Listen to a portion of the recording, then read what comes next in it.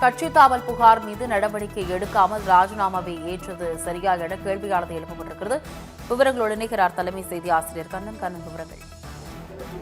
அதிமுகவில் அடுத்தடுத்த திருப்பமாக இப்போது 3 எம்எல்ஏக்களின் ராஜினாமாவை சபாநாயகர் ஜே.சி.டி. பிரபாகரன் ஏற்றதற்கு இபிஎஸ் தரப்பு அதிமுக எம்எல்ஏக்கள் எதிர்ப்பு தெரிவித்து இன்று சபாநாயகர் ஜே.சி.டி. பிரபாகரனை இப்போது சந்தித்து அவரிடம் புகார் மனுவை அளித்திருக்கிறார்கள். அந்த புகார் மனுவில் ஏற்கனவே இந்த சட்டமன்ற உறுப்பினர்கள் கொறடா உத்தரவுக்கு எதிராக கட்சி உத்தரவை மீறி அவர்கள் எதிர்த்து வாக்களித்து கட்சித்தாவல் தடை சட்டத்தின் கீழ் அவர் மீது நடவடிக்கை எடுக்க வேண்டும் என புகார் மனு இருக்கக்கூடிய நிலையில் அந்த மனு மீது நடவடிக்கை எடுக்காமல் ராஜினாமாவை ஏற்றது சரியா, அது சட்ட ரீதியாக தவறானது என்று தங்களது எதிர்ப்பை அவர்கள் பதிவு செய்திருக்கிறார்கள். இதனால் மற்ற எம்எல்ஏக்கள் தங்களது பதவியை ராஜினாமா செய்வதில் இப்போது புதிய சிக்கல் ஏற்பட்டிருக்கிறது.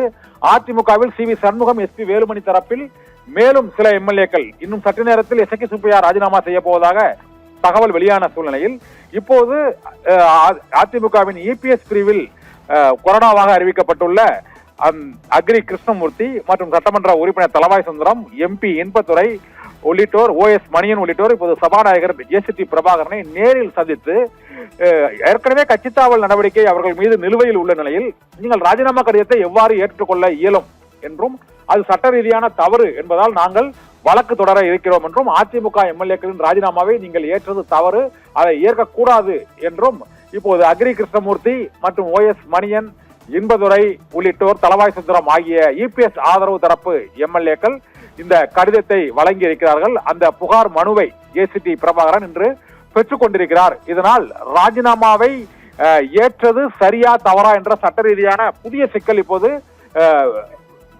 தமிழக